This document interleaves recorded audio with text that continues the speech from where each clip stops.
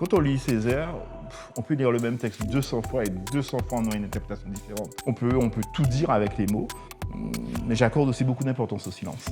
Scolaire ou autre, quand on me parle de la page blanche, je dis écrivez un mot sur la page, elle sera plus blanche. Ouais. On a trouvé la solution, donc quand on me parle d'inspiration, je dis, ça veut dire que si vous en faites votre métier et que vous n'avez pas d'inspiration, vous allez mourir de faim. Non. Il faut s'asseoir, il faut écrire.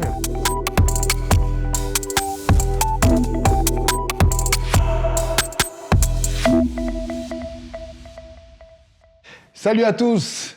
Ici, on écrit chaud, on rêve fort, les mots prennent le large, les pensées dansent et les projets ont le goût d'une belle aventure. Vous êtes dans les belles rencontres de Cédric Centime parce qu'il y a des gens qui ne vivent que pour écrire et Didier Manette fait partie de ceux-là.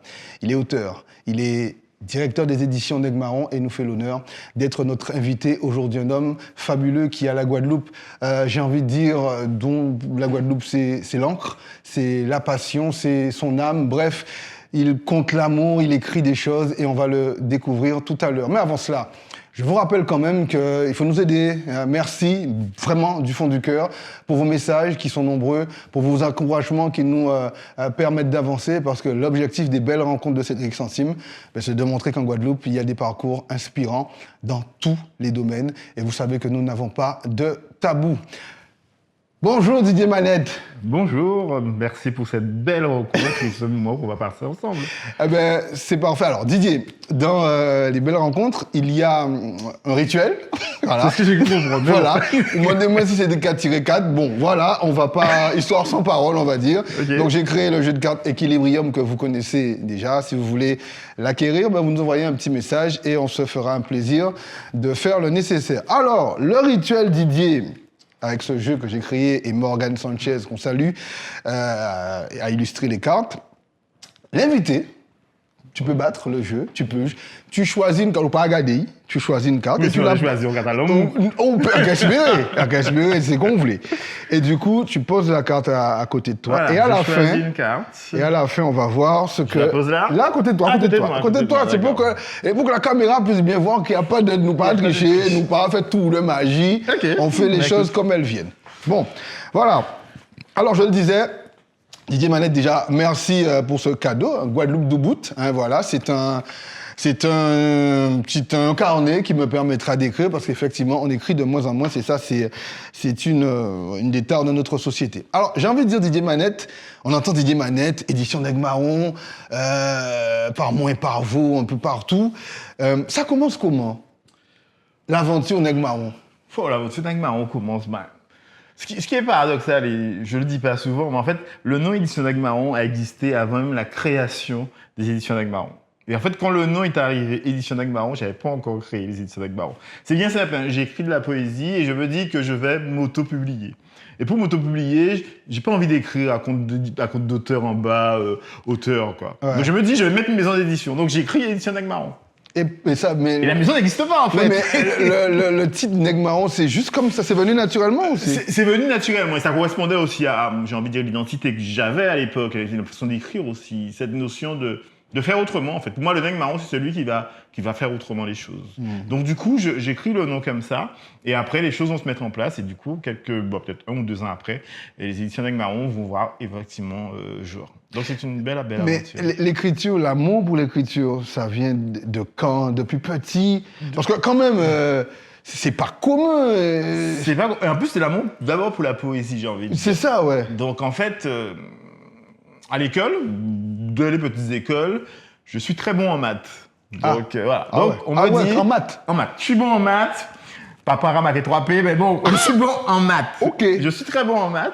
Et du coup, effectivement, à l'époque, on te dit que tu es maths. C'est-à-dire qu'à aucun moment, on te dit, en fait, dans ta vie de jeune garçon, de jeune enfant, on te fait croire qu'il faut soit être bon en maths, soit être bon en lettres. Voilà. Donc t'es matheux ou t'es lettres. Ouais. Donc moi, je suis matheux, donc primaire, très bon en maths, français, très moyen. Au collège, je suis bon en poésie, quoi. Je sais retenir les textes, je sais les dire notamment. Et au collège, voilà, je suis quand même bon en poésie et tout ça, donc ça fait son cheminement. Et le vrai déclic même, c'est au lycée, où on va me placer dans mes mains, on va me mettre des auteurs antillais, quoi. On va mettre du Delcham dans mes mains, on va mettre du Césaire. Et en fait, je me rends compte à ce moment-là, précisément, que finalement, on peut s'écrire, quoi. C'est-à-dire qu'on peut retrouver dans des livres nos marchés, nos femmes, nos couleurs, notre ambiance. Et vraiment, ça va être un déclic de dire finalement, on peut s'écrire, on peut écrire ce qu'on est. Et qu'est-ce qui se passe, j'ai envie de dire, qu'est-ce que la poésie, la nôtre, a de particulier? C'est le rythme, en fait. C'est le rythme. On a un rythme qui nous appartient. Même quand on écrit en français, pas forcément en créole, on a notre rythme. Et quand je découvre ce rythme-là au lycée, je vais me mettre à manger des moi, ça, moi, c'est le ligoté au Guadeloupéen et tout ça. Et vraiment, ça va vraiment me nourrir. Et c'est une façon de regarder. Et la littérature antillaise, la façon de vivre la poésie guadeloupéenne ou créole, c'est un rythme, c'est une cadence, c'est une façon de se dire. Et ça correspond à tout ce qu'on a autour de nous, en fait. Quand on est... Pourquoi un chien comme à Chobolari, nonchalant, cagade à gauche, cagade à droite, c'est de la poésie. Quand tu vois nos marchands en train de vendre leurs fruits à mais doudou, ouvert, c'est de la poésie. Et c'est toute cette façon de regarder le monde qui va bouleverser mon monde de maths, d'études de comptabilité et autres, va faire que je vais aller naturellement à écrire de plus en plus. Et du coup, la bascule, ça prend combien de temps?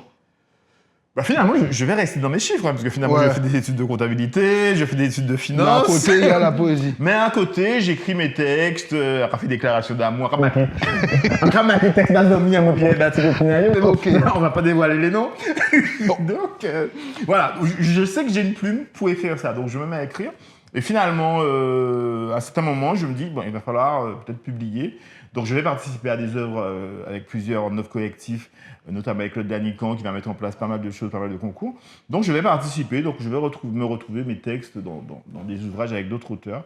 Et finalement, je sais qu'à un moment donné, je dois faire le pas. Et je vais faire le pas maintenant, il y a pas mal d'années.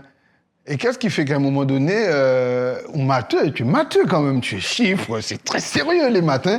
Et à quel moment tu te dis que tu évites le ridicule quelque part? Parce que il faut le dire. Toi-même, tu as dit au départ que l'école, c'était maths ou littéraire. Oui, voilà, ou pas littéraire, ou pas vinlas, ou pas matheux, ça ou là. Après, il y a eu des éléments, mais finalement, ça se passe plus ou moins bien. Le premier recueil arrive, un recueil de poésie, mots de couleur. Ça fonctionne plus ou moins bien. Et après, du coup, la question se pose, est-ce que je vais poursuivre? Parce que finalement, l'idée, c'était de faire le coup d'essai. Donc, j'ai fait le coup d'essai, j'ai publié un premier livre. Et finalement, il y a un deuxième qui va arriver rapidement. Et finalement, je me rends compte que finalement, je suis engagé dans une espèce de trilogie des mots. Ok. Et le deuxième... Trilogie des mots, c'est-à-dire j'aurai au moins 3 recueils qui vont arriver autour des mots. Mais c'est aussi la façon d'analyser les mots. En fait, pour un poète, chaque mot a son importance, chaque virgule, voilà. Et je dis ça aux poètes, en fait. Quand vous mettez une virgule, c'est pas un point qui va là, c'est une virgule et il y a une raison de mettre une virgule. je suis un peu taquin avec lui, très embêtant. On maîtrise son texte poétique. Et quand je dis ou que je déclame un texte poétique, notamment sous mon premier bouquin, ça veut dire que j'ai lu chaque texte, grosso modo, entre 500 et 1000 fois minimum. Chaque texte, c'est des heures, parce que chaque détail, même quand le texte est court, c'est un rythme, c'est un souffle. Et moi, je suis très exigeant là-dessus, parce que, voilà, on parle de la poésie, quoi, on fait des potes comiques. Okay. Donc, je suis très exigeant là-dessus. Et Yako, j'oublie son nom, Léman Coco, qui est poète dans l'Hexagone, mais qui est déjà bien établi, c'est un Guadeloupéen, qui vit depuis de nombreuses années, qui écrit beaucoup sur l'esclavage. Donc, j'ai écrit mon deuxième ouvrage. Et je me dis, ce serait bien qu'il puisse préfacer l'ouvrage. Donc, il me dit, OK, il n'y a pas de souci de lui envoyer l'ouvrage et il me dira. Donc, je lui envoie l'ouvrage. Il prend bien 1 mois, voire 2 mois. Et il me fait un retour en me disant, c'est pas mal. Cependant, je pense qu'il y a certains textes qui mériteraient d'être... voilà. Et il me pointe certains textes. Et je regarde. C'est évidemment très... C'est très choquant, parce que finalement, moi, je débute un peu, il y a quelqu'un qui s'y connaît depuis très bien, qui a un parcours littéraire et qui me pointe certains de mes textes. Donc, il me fait ça, et je prends mon temps, et je lui dis non, je ne vais pas retoucher à mes textes, parce que je suis sûr de mes textes. Donc, je lui réponds, je lui dis merci beaucoup, cependant, je refuse de retoucher à mes textes. Et là, il me répond, tu as réussi ton test de poète. Sérieux? Alors là, ça a été l'expérience. Il me dit, ok, si tu avais touché tes tests, ça veut dire que tu doutes de toi en tant que poète. Et à ce moment-là, il me dit, ouais, c'est bon. Tu as réussi ton test. C'était purement un test qui me faisait passer, en pointant, mettant en doute, voilà, ce que j'étais. Et j'avoue que ça m'a encouragé. Je crois qu'à ce moment-là, effectivement, je me suis libéré. Donc ça veut dire quoi? Il n'y a pas de mauvais poème? Si. Alors, mais c'est quoi un mauvais poème? C'est peut-être difficile de dire ce qui est bon, pas bon. Mais en tout cas, il ne faut pas se tromper entre un texte qui peut être très beau et de la poésie. Et j'ai envie de dire qu'un texte poétique, c'est le texte qu'on va jamais finir de lire et jamais finir de comprendre. Parce qu'en fait, un texte poétique a vocation à toucher l'âme de chaque individu et de chaque lecteur. Et le même texte va évoluer. Quand on lit Césaire, on peut lire le même texte 200 fois et 200 fois en ayant une interprétation différente. Parce qu'en fait, c'est pas que les mots qu'on va lire. On va lire l'âme de l'auteur, on va lire les souffles de l'auteur, les silences de l'auteur. Et c'est ce que j'invite à faire. Un poème, c'est quelque chose qu'on découvre et qu'on creuse et qu'on cherche. Et ça, obligatoirement, ça doit alimenter quelque chose. Ça peut être de la colère, de la révolte et autres. Hein. Mais il y a ce rythme-là qui va faire que c'est de la poésie et que c'est quelque chose d'unique. Est-ce qu'il faut être séducteur quand on est poète? Il faut être ancré dans son monde. Et ancré dans son monde, ça veut dire qu'on a une capacité à regarder différemment les choses. Un poète, je crois, a une façon de regarder.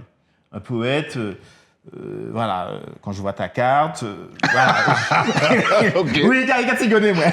Ok. Quand je vois ta carte, je vois pas simplement une carte. Je vois les couleurs, je vois les formes, je vois tout ce qui peut se cacher derrière. Je vois le mystère qu'il y a.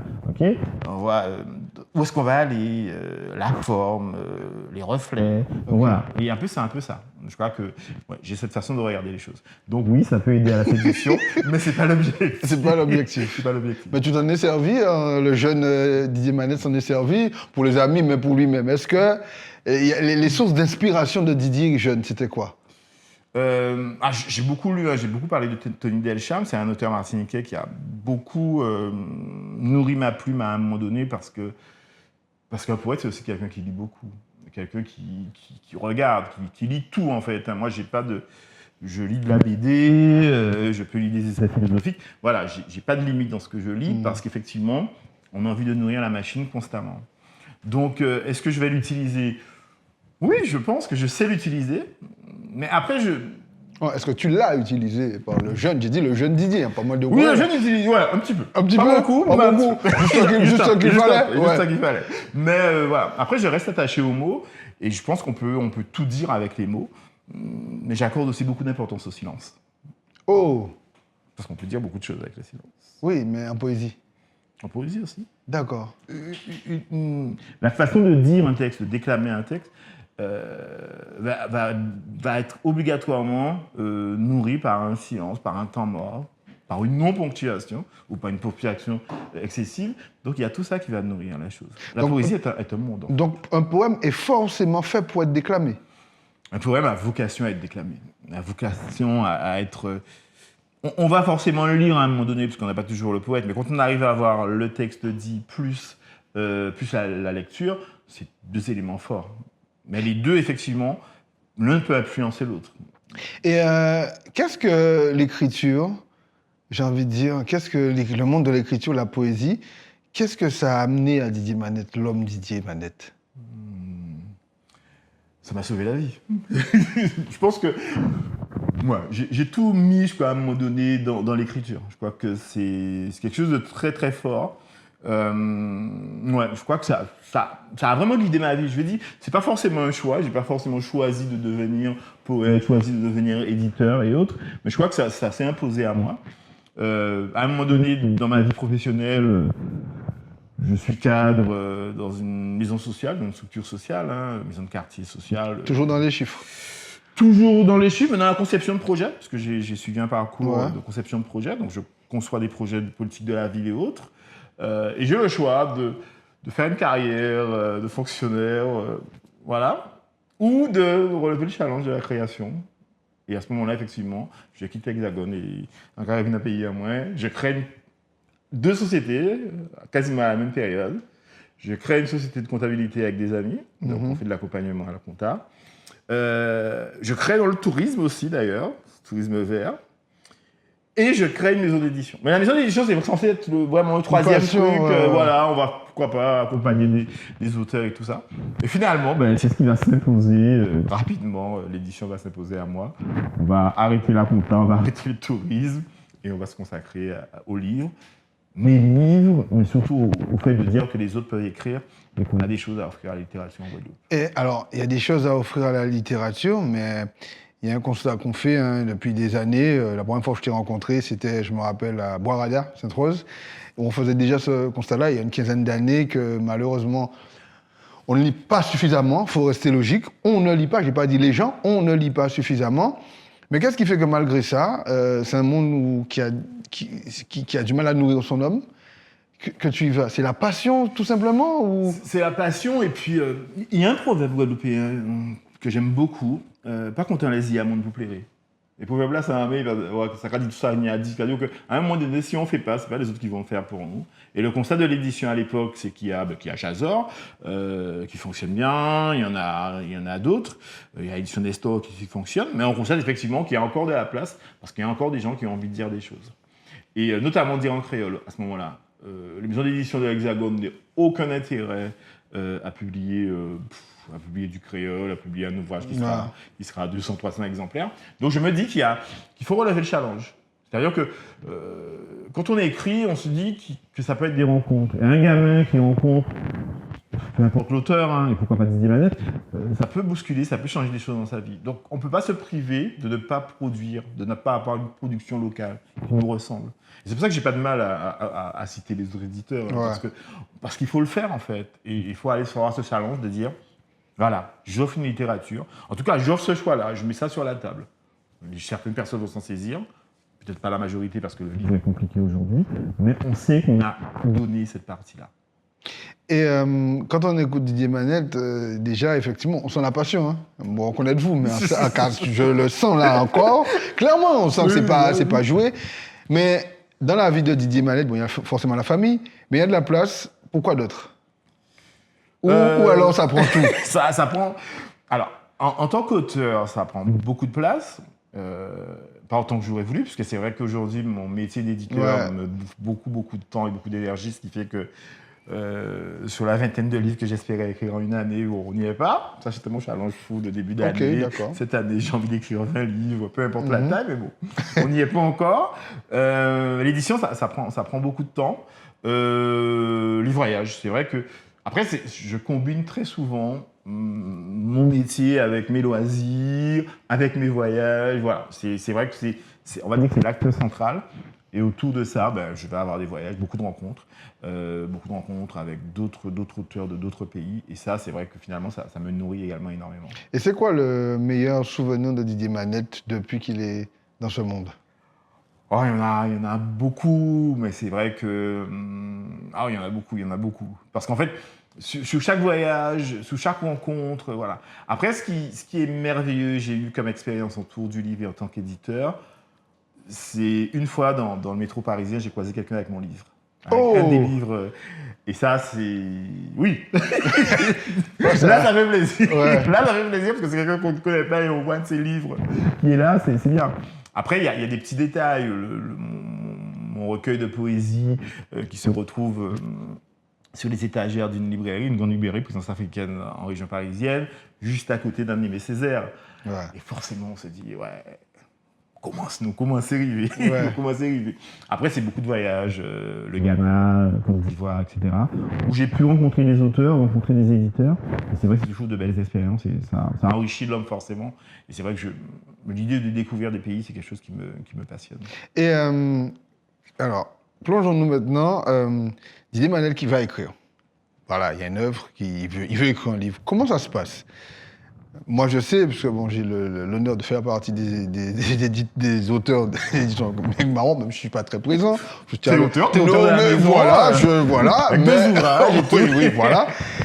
Moi, je sais que ce qui m'a surpris, effectivement, c'était la liberté. Parce que j'avais envoyé le recueil, le premier tome à des éditeurs, alors ils te renvoient des propositions qui te font un peu sourire. Mais en fait, c'est la liberté. En fait, j'ai eu ce sentiment de liberté. Moi, pour écrire, j'avais besoin de vivre l'histoire. Didier Manette qui écrit, comment ça se passe? Qu'est-ce qu'il faut? Est-ce que Didier Manette sait déjà plan 1, deuxième partie, on semble à Noukaï? Ou est-ce que Didier Manette, comment il écrit? Alors, moi, j'ai l'avantage d'écrire dans plusieurs styles. Donc, j'écris pour les enfants, j'écris beaucoup de créole aussi, je fais de la poésie et autres. Je ne sais pas forcément où je vais, c'est clair. Et en fait, l'œuvre se construit en fait. Moi, je le dis souvent, un personnage, quand on vit avec son personnage au quotidien, matin, midi et soir, quand on brosse ses dents, le personnage il est là, il vous regarde, quand on se balade, il est là. Et forcément, ce personnage-là va vous dicter sa conduite en fait quelque part. Et c'est vraiment vivre son personnage. Et à ce moment-là, donner du fil. Donc évidemment, on peut avoir un plan, on essaie d'avoir un plan, mais on sait pertinemment qu'à un moment donné, le personnage est censé prendre le dessus. Le personnage va dicter sa conduite. Ok. Ça va loin. Le personnage va dicter sa conduite parce que le personnage a... Voilà, il s'est tellement nourri... On se nourrit forcément de soi, on se nourrit des gens qu'on regarde, on se nourrit de l'instant qu'on passe là. Donc le personnage va se retrouver à un moment donné, ben, pourquoi pas, être dans le public, être là. Donc forcément, ça va construire l'histoire. C'est quoi? C'est un peu de schizophrénie, c'est de l'imaginaire, c'est quoi? Un tout petit peu. C'est de l'imaginaire. Mais en fait, alors très souvent, moi, je fais aussi beaucoup d'interventions dans les établissements scolaires ou autres. Ouais. Quand on me parle de la page blanche, je dis écrivez un mot sur la page, elle sera plus blanche. Ouais, c'est pas bête. On a trouvé la solution. Donc, quand on me parle d'inspiration, je dis ça veut dire que si vous en faites votre métier et que vous n'avez pas d'inspiration, vous allez mourir de faim. Non. Il faut s'asseoir, il faut écrire. Écrire, c'est pas... alors, la notion de plaisir en écrivant, on l'a pas forcément. C'est complètement utopique de penser qu'on s'éclate quand on se réveille à 3h du matin pour écrire un livre. Ouais. C'est faux, on aurait pu vouloir faire autre chose. Mais il y a quelque chose qui nous nourrit. Alors, est-ce qu'on est un peu maso, je ne sais pas, mais c'est vrai que ça peut être douloureux en fait de produire un texte. Ça peut être douloureux dans l'émotion, les sentiments qu'on va mettre dedans. Ça peut être douloureux parce qu'on n'a pas le mot et qu'on va chercher le mot pendant des heures avant de le trouver. Parce que c'est un travail, en fait. L'écriture, c'est aussi un travail. Et c'est un travail, on va mettre beaucoup d'énergie, mais le plaisir, on a à mettre un point final, ou un demi-point final, parce qu'on met difficilement un point final à un texte, ça va faire... Ça, voilà, c'est pour ça que très souvent, on parle d'accouchement, en fait, pour un livre, parce qu'en fait, c'est tout un processus où on va se libérer, mais ça passe par les émotions, ça passe par les sentiments, ça passe par des crises avec soi-même, etc. Et donc, Didier Manette, auteur, il s'isole. Il s'isole dès qu'il peut, ouais.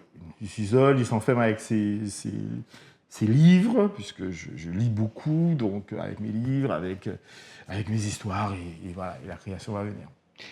Quelle place ça laisse pour papa, Didier, pour mari, compagnon, Didier, pour fils, Didier? Alors, on va demander des nouvelles à mes enfants. Ouais. Si, ça va. Je pense que j'essaie d'être là. En tout cas, d'être un père disponible. Ça va. J'essaie d'être pas disponible. C'est pas toujours simple, hein, puisqu'effectivement, on aurait voulu peut-être passer plus de temps avec les enfants. Mais bon, je pense qu'ils savent que je les aime et que je serai toujours là pour eux. Donc, c'est important d'être là aussi. Mais j'ai envie de dire qu'à chaque œuvre, c'est aussi une part d'amour que je donne, que j'ai reçue et que je donne aussi. Et justement, est-ce que cette passion, ça peut se transmettre? Ou il faut l'avoir déjà? J'aurais voulu transmettre, alors là, j'aurais vraiment voulu transmettre. Ma fille, elle bouffe des bouquins, elle lit énormément. Elle lit, cette année, je crois que son challenge, c'est de lire plus de 50 bouquins sur l'année. Ah ouais, quand même. Sachant qu'elle lit des pavés, plus que moi. Mais 2 autres, ça n'y est pas encore. Mais après, j'ai envie de dire que c'est le déclic, en fait. Donc, s'il y a des parents qui nous disent « Voilà, mon enfant ne lit pas », ça peut être un déclic. Je veux dire qu'on peut passer des années de sa vie sans lire, et à un moment donné, il y a un déclic. Et moi, le lycée, clairement, a marqué le déclic, même si, effectivement, peut-être que j'avais déjà une envie pour les lettres.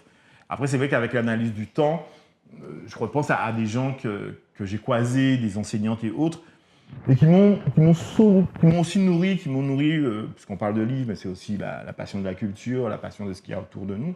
Et j'ai croisé des gens qui m'ont apporté des éléments pour nourrir cette passion-là. Et qui fait qu'aujourd'hui, je suis nourri de tout ça. Mon père avait un pitacoque.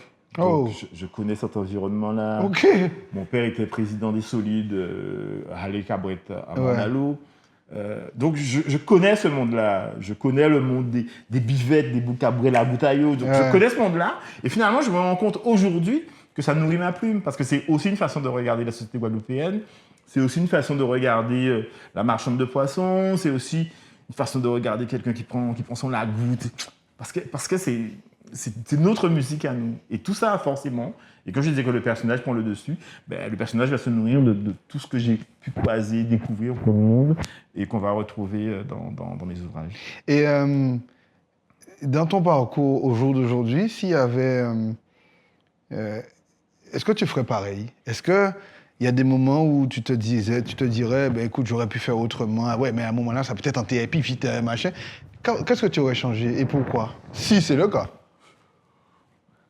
Je n'ai pas envie de nourrir de regrets. Forcément, comme tout le monde, j'aurais voulu que, si on parle des éditions d'Aigle Marron, j'aurais voulu être à ce niveau-là il y a 10 ans. Mais bon, j'y suis aujourd'hui et je m'en contente très très bien.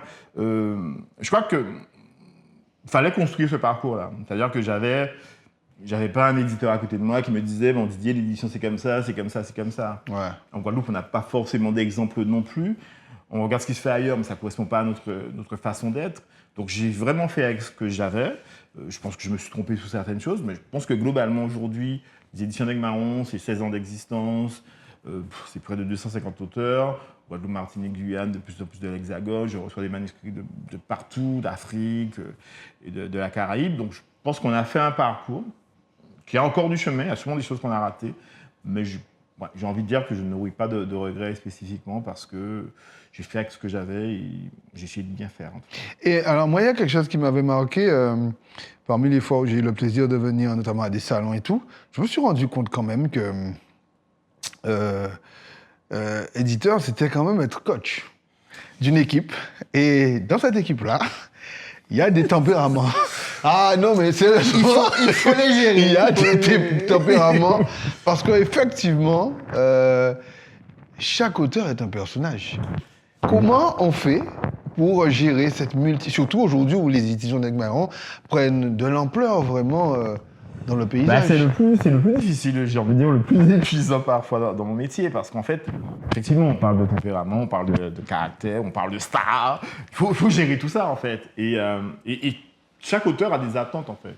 C'est-à-dire que chaque auteur qui va franchir la porte des éditions d'Aigle Marron est sûr de son manuscrit. Ah oui, c'est le meilleur. Que c'est le meilleur, et sûr. Voilà, et je leur dis, oui, mais il va falloir prouver tout ça, puisqu'en fait, finalement, c'est votre enfant, on parlait de mettre au monde, c'est votre enfant, oui. Mais il n'est pas dit que les autres vont aimer votre enfant, c'est votre enfant à vous. Donc il faut gérer, c'est de la gestion humaine, c'est de comprendre aussi les gens. Et c'est pour ça que je parlais d'expérience de vie. Donc, dans ma vie, j'ai toujours croisé beaucoup de monde, j'ai toujours été celui un peu qui prend le tour de concilier, qui regarde. Donc ça passe par ça, ça passe par l'observation, capacité à être toujours au même niveau que tout le monde, j'ai pas de souci avec ça. Et de faire comprendre qu'une place d'auteur, c'est aussi du temps, c'est aussi beaucoup d'énergie, et qu'au finalement, on devient auteur, c'est-à-dire que c'est du travail, et on a parlé de la notion de travail. Et la notion, moi je fais la différence parfois entre la notion d'écrivain et d'auteur. Voilà, je fais des nuances. Alors c'est quoi? Non mais justement, ça m'intéresse. C'est quoi la différence? Mais c'est vrai, alors, pour moi en fait, en tout cas pour moi, il y a celui qui va écrire son histoire, qui a envie d'être auteur de quelque chose, d'être auteur de quelque chose. Propriétaire, okay. Voilà. On a envie de laisser une trace écrite. Voilà. Ok, ça c'est un auteur. L'auteur. L'écrivain se dit, peut-être qu'il a été auteur, mais qu'il a envie d'aller plus loin dans sa littérature. Un auteur pour moi, un écrivain pour moi, c'est celui qui va être régulier. Donc, un écrivain pour moi, c'est un livre par an, point trait. Ok. Peu importe. Fréquence. Parce qu'effectivement, on est dans un travail, non pas de se mettre en avant dans ce qu'on va écrire, mais de vraiment vouloir conquérir un lecteur ou conquérir des lecteurs. Et c'est là aussi tout le travail. Donc, on va chercher des lecteurs. Parce qu'on sait ce que les gens aiment. On a envie d'offrir aux lecteurs ce que... Alors, on se dit, on sait écrire l'histoire, mais on sait aussi ce que le lecteur a envie de lire. Et forcément, en tant qu'éditeur, c'est aussi un business, en fait. Il faut être clair. On le fait par passion, mais il faut aussi se nourrir. Aujourd'hui, je sais ce que les lecteurs ont envie de lire. Clairement, on sait qu'est-ce qui plaît, qu'est-ce qui ne va pas plaire, qu'est-ce qui peut être bien, très bien, mais qui ne va pas forcément plaire. Et c'est tout ce qui fait le challenge du livre aujourd'hui. Aujourd'hui, il y a beaucoup de styles qui sont en train d'arriver partout dans le monde en matière de littérature. On voit ces gros pavés qui parlent d'amour, des choses très très compliquées, mais il y a un public pour ça. Donc l'éditeur va se poser la question, est-ce que je vais chercher un auteur, demander à un auteur d'écrire dans ce sens-là, parce que je sais que derrière, ça va faire fonctionner le business. Voilà, donc il y a aussi cette démarche de dire, est-ce qu'on arrête le côté purement égoïste de s'écrire soi, mais je veux dire qu'on va offrir cette littérature au monde, quoi, en fait. Ok. Voilà. Donc forcément, ça change la façon d'écrire, de vivre le livre, en fait. Alors, il y a autre chose sur laquelle je voulais absolument réagir aussi, pour moi qui n'est pas anecdotique. Chaque fois que Didier Manette envoie un message, chaque fois qu'il appelle, qu'il envoie des mails, que ce soit en rédaction, qu'il fait son œuvre, il y a la phrase, et ça aurait pu être le proverbe qui, je pense, définit un peu Didier Manette, « nous qu'a roulé pour qu'il tire ». Et en fait, en venant, parce que dans ce podcast, tu l'as bien compris, hein, l'introduction, je ne l'avais pas prévue avec ce que tu m'as offert comme cahier, derrière c'est écrit, donc voilà, on laisse vivre les choses. Et je me suis dit, mais en venant sur la route, mais c'est pas anodin en fait. Nous qu'a roulé pour qu'il tire, on travaille pour faire évoluer la culture en fait, hein, en gros, c'est ça. Ah, c'est ça. Ça vient d'où ça? Je sais pas. Ça m'est venu à un moment donné. Et c'était pas du tout le slogan des éditions. Mais pourquoi il faut travailler? C'est ça l'idée, mais pourquoi il faut travailler? Pourquoi on en est là? Pourquoi c'est pas naturel? Il y a beaucoup de pourquoi derrière ça. Est-ce que ça peut être naturel? Je parlais d'être nourri par les choses. Le choix du livre, c'est le choix de transmettre, en fait. Par le Kabati, ma carité, c'est ce qu'on nous a appris. Donc, quand on écrit un livre, c'est parce qu'on a envie de laisser des traces. Et l'idée du livre, en fait, c'est que, et je l'ai dit quand je reçois mes auteurs, vos livres, vous allez les retrouver à Gourbet aux archives et ils seront à la bibliothèque François Mitterrand à Paris. Dans 100 ans, dans 200 ans, les livres seront là. C'est-à-dire que le livre va dépasser l'existence même de son auteur. Donc, on a cette volonté de transmission. Et l'idée, c'est de savoir comment on va transmettre. Et qu'est-ce qu'on va transmettre. Et je leur dis aussi à mes auteurs, si nous marquons là, dans des 100 ans, Prochaine Diague est là toujours, et les gens vont voir ce que tu as raté. Donc, d'où l'importance de bien faire les choses et de travailler, parce qu'il faut offrir cette culture-là. Il faut l'offrir à notre présent, mais aussi à notre futur. Moi, je prends les combats de coq. Combat de coq, tu connais cette univers ou pas? De loin. Moi, j'aime beaucoup ça parce qu'en fait, c'est vraiment... Alors, il y a l'image d'aujourd'hui, hein, on se dit « Ah, maltraitance aux animaux et tout ». Quand on va voir un propriétaire de coq, il te dit l'amour qu'il a pour ses bêtes. Oui, on voit, oui. Il te dit l'amour qu'il a pour ses bêtes. Il est même mieux nourri que beaucoup de... Ah oui, l'amour qu'il a entraîné ses bêtes, qu'on les entraîne. Le matin, il y a le bain du matin, il y a les vitamines du matin, il y a le massage de l'après-midi, il y a le bain de soleil. Je connais ça, c'est mon univers, je le connais, je l'ai vécu, je l'ai pratiqué, je le connais. Et ça, quand on écrit ça, on va l'écrire de manière assidue, mais avec le travail qu'on va faire, parce que l'idée aussi, c'est d'aller rencontrer des gens, de lire des ouvrages autour de ça, pour avoir un sujet bien exploité. Et quand le sujet est bien exploité, à ce moment-là, on va bien rouler pour que le sujet continue. Donc forcément, la culture, c'est le travail. Et aujourd'hui, en fait, on est dans ce monde, dans cette mondialisation, où on a cette obligation de travailler avec perfection pour offrir de la qualité. Sinon, on se perd, parce que finalement, on est bouffé par les autres et les pratiques des autres. Donc, on a ce devoir de travailler pour offrir quelque chose de consistant et de qualité, parce qu'en fait, on est en train de préparer simplement l'avenir. Et ce livre-là doit se retrouver dans les mains d'un enfant qui doit avoir quelque chose de bien fait. Voilà. Donc, même un ouvrage qui peut paraître anecdotique, voilà, le choix des couleurs n'est pas anodin. Pour moi, il n'y a pas de hasard dans ce qu'on écrit. On doit vraiment maîtriser ce qu'on écrit pour offrir quelque chose de qualité. Alors, on peut se rater, on n'est pas parfait. Mais on essaie de faire ce qu'il y a de mieux et ce qui est possible en matière de qualité pour offrir quelque chose de bien. Est-ce que le meilleur livre, c'est celui qui reçoit un prix? Et pourquoi? Parce qu'on n'est pas dans un monde parfait et aujourd'hui, le livre qui reçoit le prix, c'est beaucoup d'influence de beaucoup de personnes. Aujourd'hui, les grands concours, c'est des influences. Mais c'est des influences parce qu'en fait, l'individu est influençable. Et l'individu est influençable comment? Si je vous prends je sais pas quel grand auteur, je prends un auteur gigantesque aujourd'hui, peu importe, et que je vous mets un de ses manuscrits en main, parce que c'est un grand auteur, quand vous allez le lire, vous allez le lire comme un grand auteur que vous êtes en train de lire. Ok. Je prends le même manuscrit, je change le nom, je mets Tartampion, Barjabulus au Valenoailles. Ah, ça va bon. Parce qu'effectivement, il y a une part d'objectivité ou de subjectivité, voilà, en fonction de ce qu'on a dans les mains. Donc les grands concours, c'est pareil. Aujourd'hui, les grosses maisons d'édition qui ont l'habitude de fournir de la qualité, en présentant un prix, forcément, donnent déjà de l'avantage à ce prix-là, à ce livre-là en tout cas. Donc nous, on a pu quand même, depuis quelques années, glaner quelques prix. Et même sur certains prix qu'on... Les livres qui gagnent des prix, est-ce que ça t'arrive d'être surpris? Ou pas du tout? Oui.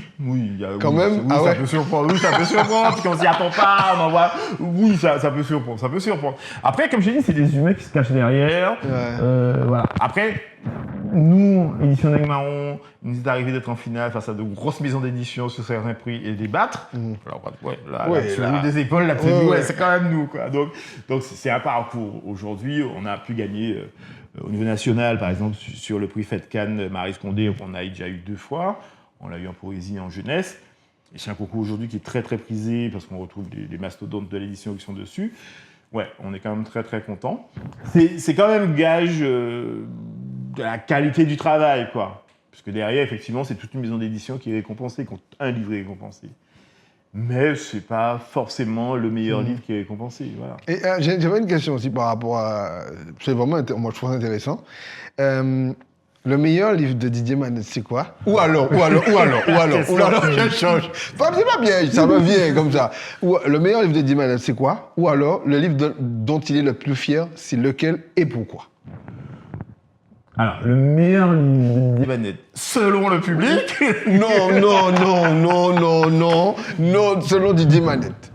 Parce que c'est comme les artistes. Ouais. L'artiste, il fait un CD, et quand il dit, waouh, t'as là qui marche. Et puis quand il voit le numéro 8 qu'il n'attendait pas. Ok? Ouais, mais pour lui, généralement, les artistes qui font des buzz, ils te disent, non, c'est pas ça que j'attendais. Ça marche, tant mieux, on le fait.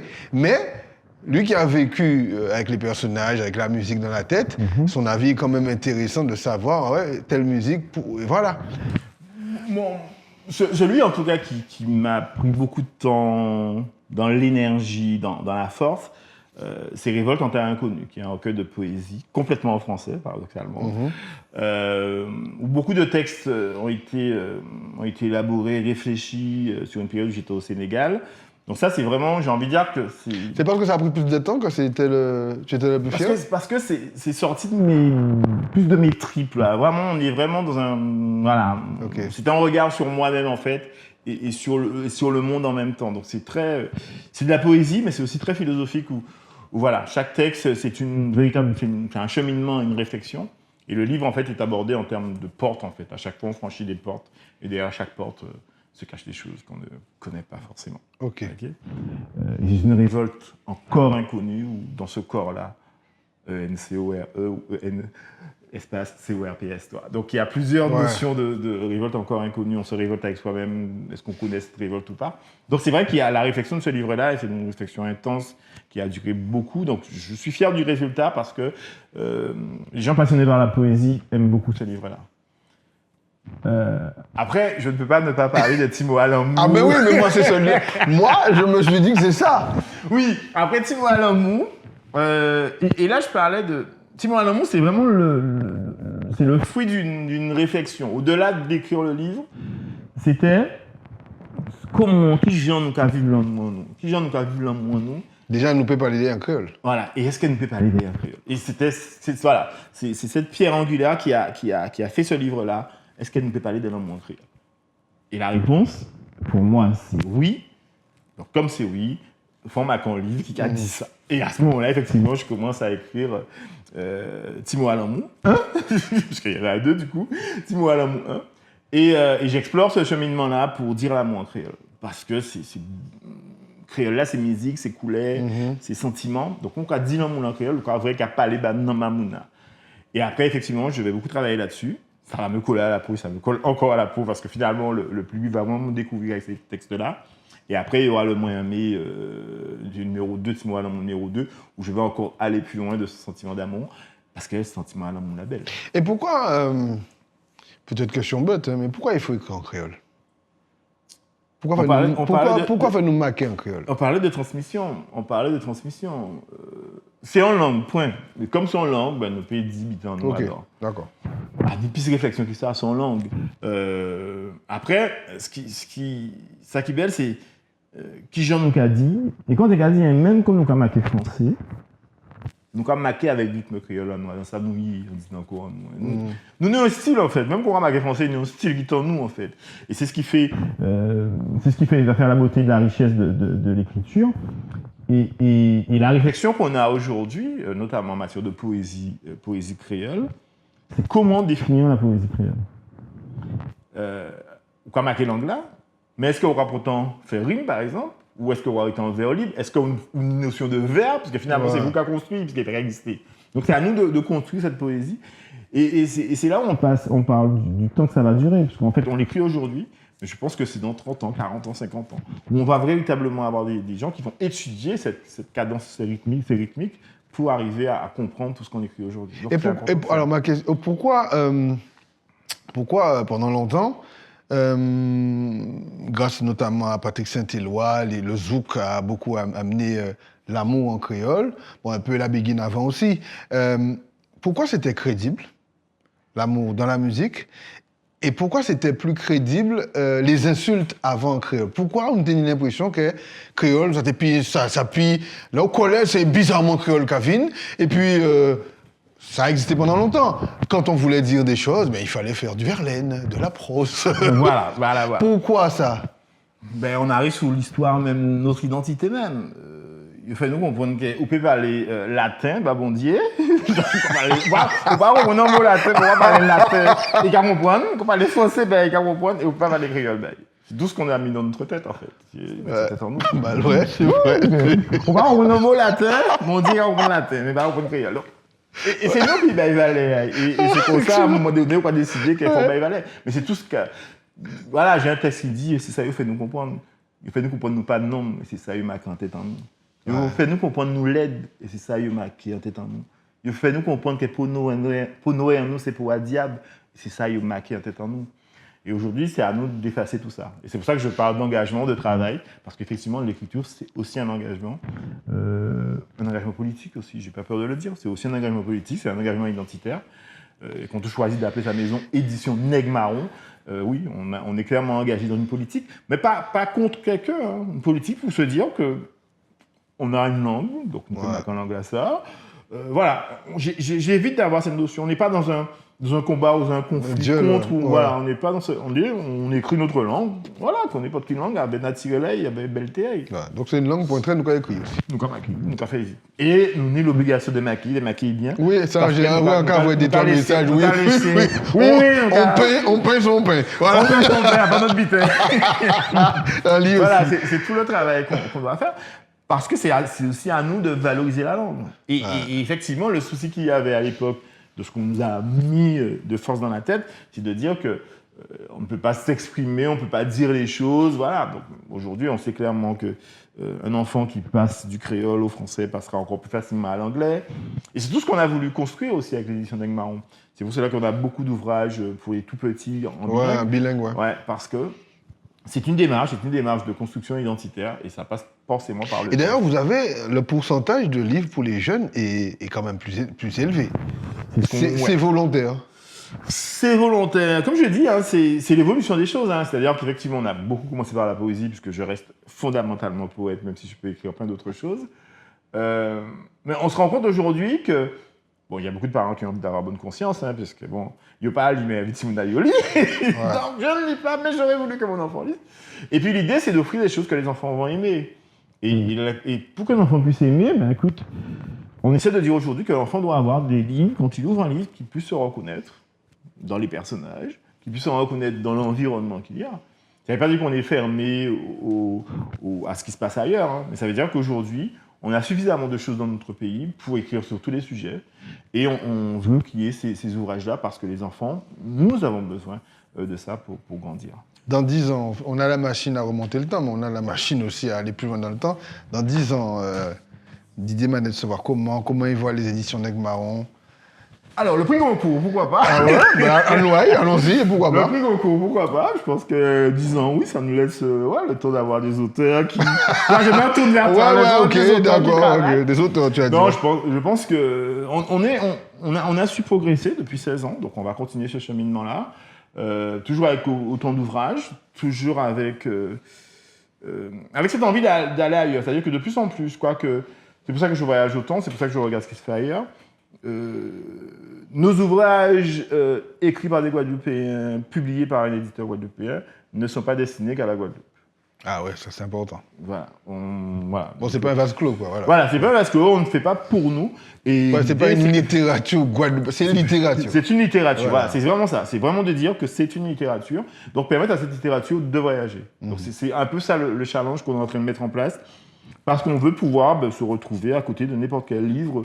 Voilà, une littérature guadeloupéenne qui est destinée à être découverte par d'autres communautés, par tout le monde. Comme Donc l'idée, c'est aussi, l'un des rêves, ce serait qu'un roman écrit en créole fasse l'objet d'une traduction par une maison anglophone qui va nous appeler en disant « j'aurais choisi de publier, de traduire votre ouvrage ». Ça, c'est un beau challenge. Et il y a des développements, je sais pas, je dis n'importe quoi. Est-ce que ça peut tourner vers le cinéma? Est-ce que ça peut... On a un projet en cours depuis quelques années d'un de nos romans qui, je pense, deviendra un film. Ça prend beaucoup de temps, beaucoup d'énergie, puisque... Beaucoup d'argent aussi? Ouais, beaucoup d'argent. Mais bon, un film, c'est entre 5 et 10 ans de travail. Quand vous voyez un film guadeloupéen aujourd'hui sur les écrans, c'est parce qu'il y a des gens qui ont travaillé pendant 5 voire 10 ans là-dessus. Donc on a un projet qui est en cours sur un de nos romans depuis quelques années. Donc on espère que ça va aboutir. Et j'espère effectivement la BD aussi, on est en train de réfléchir, que nos personnages puissent évoluer vers cette formule-là. Donc on va rouler. Bon, Didier, on arrive au moment... voilà, donc je vais avaler la salive. Au moment attendu par moi dans cette émission. Il y a une carte qui est à l'envers et toujours le petit challenge. Tu vas la tourner, tu vas nous dire ce que cette carte dit. Quand il marque en l'air, c'est alors, de ce côté-là, on peut analyser de ce côté-là, sinon on va tourner. Non, tourne. Non, on a l'amour. Oui. Donc, waouh, la pendule. Ça va, Le pendule. le pendule. Ça te parle, le pendule? Le pendule, la pendule. Ouais. Ce balancement, Ouais. on balance. On cherche la vérité, oui, non. On cherche la limite. Alors, faut savoir que, moi, c'est un gars de tirer 4, mais quand on imite ceux qui font... Enfin, j'ai écrit un oracle, on ne va pas imiter, on a créé un oracle qui, visiblement... Voilà, ça a l'air de fonctionner. Il y a un livret où chaque carte a... Il y a déjà l'effet que ça fait à la personne qui regarde. Ok. Et il y a le texte qui va avec. Donc, je vais lire découvrir ça? Oui, je vais lire le texte pour toi et tu me diras si ça te parle. Alors, le pendule, si vous tirez cette carte, c'est que vous êtes en accord avec vous-même. Donc à rouler. Bon, voilà. il n'y a pas de... Bon, alors, pour l'instant, ça va. Vous ne devez plus vous poser de questions, votre voix est la bonne. Donc, Vos énergies sont centrées et stables. Donc, Le pendule est bien en équilibre, mais vous devez comprendre que les choses peuvent évoluer dans un sens ou dans l'autre. Les lois de l'univers ne sont jamais figées. Entretenez cet équilibre. N'hésitez pas à vous ressourcer, plonger en vous-même. C'est là que se trouve la clé de votre paix intérieure. Ressentez le calme, nourrissez-vous, fermez vos yeux. Vous pourrez ainsi vous connecter à votre intuition. Vous l'apercevrez clairement et vous sentirez plus apaisé. Tout ce dont vous avez besoin est en vous. N'hésitez pas. Et l'introspection est souvent salutaire à celui qui ose la pratiquer. Le plus sûr chemin vers votre épanouissement passe par cette tranquillité. Elle vous permet de mieux entendre les chuchotements difficilement perceptibles, ça c'est le personnage, de cette petite voix en vous qui ne vous donne que de bons conseils. C'est pas mal, hein? J'aurais pas fait mieux. Franchement, j'aurais pas fait mieux en matière de choix. Voilà. Moi, j'adhère, Voilà. je signe des Voilà, deux. voilà. Donc, ça répond un peu à la question initiale. Donc, alors, Didier, on peut te souhaiter quoi? D'être en équilibre. Ouais, c'est pas mal déjà. Et de continuer, de croire en tous les projets, Didier Manette en tant qu'auteur, les éditions d'Agmaran aussi.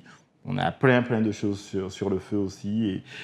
Et j'ai envie de dire, écrivez, quoi. J'ai envie de dire, l'éditeur se nourrit de tout ce que les auteurs vont produire. Ok. Donc, on continue en tout cas à être fiers de ce qu'on fait, fiers des auteurs qu'on accompagne depuis nos années avec de nouveaux challenges. Alors, moi, je suis en tout cas très content et honoré de t'avoir reçu dans ces belles rencontres parce qu'en fait, il faut se dire une chose. On me demande, il y a une dame que je ne connais pas qui m'a demandé mais vous choisissez comment vous invitez et tout. Je lui ai dit bon c'est un peu de la cuisine interne. Je lui ai répondu poliment, mais la réalité c'est que ce sont des belles rencontres. Et moi, à un moment donné, je me suis dit effectivement que Didier Manette en faisait partie parce que depuis le premier jour, le courant est bien passé dans ce collège à Boisrada. On a fait des ateliers avec des enfants, nous pas te connaître nous et ça s'est très bien passé. Et j'ai eu envie de parler de littérature parce que effectivement, le but des belles rencontres, c'est aussi de montrer ce qu'on a de beau. Et je crois que il y a un proverbe que j'ai entendu longtemps, parce que nous ni ça, nous cas dénigrer nous assez souvent aussi.